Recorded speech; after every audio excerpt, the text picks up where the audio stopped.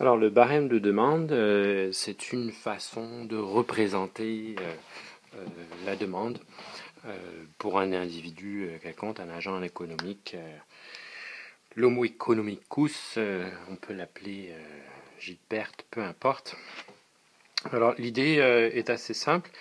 C'est une représentation graphique quelque part qui s'appuie sur le concept de diagramme sagittal. Donc on a un ensemble de départ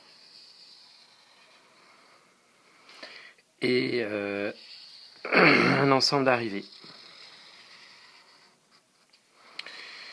Alors l'ensemble de départ sont les prix. L'ensemble d'arrivées, les quantités demandées. Alors en fait, notre Gilberte se pose la question de savoir quelle quantité elle va demander en fonction des prix qui prévalent. Donc, par exemple, pour un prix nul, a priori, sa demande devrait être infinie. Souvent, pour simplifier, on se place dans un monde linéaire.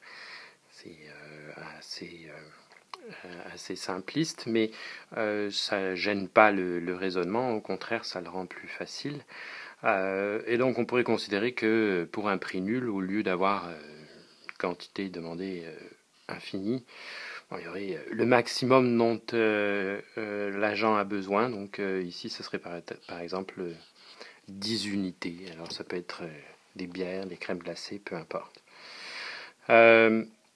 Et l'agent va avoir ainsi des préférences pour le bien qui sont en fonction de toutes sortes de facteurs, mais donc par rapport au prix, par exemple, c'est clair que si le prix s'élève à 1 $, on a tendance à demander un peu moins du bien, ce qu'on illustre avec la loi de la demande par ailleurs. Alors par exemple, je sais pas, ça pourrait être 8 unités.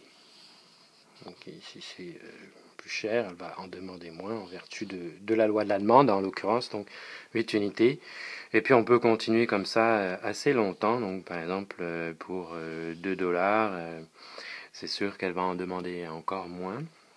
Okay. Donc ça pourrait être par exemple 6 unités. Et ainsi de suite. Alors évidemment, c'est très différent d'un individu à l'autre, mais le barème expose simplement ce qu'elle est prête à payer pour le bien en fonction des prix. Alors évidemment, on parle de biens, mais ça peut être aussi des services ou toutes sortes d'éléments.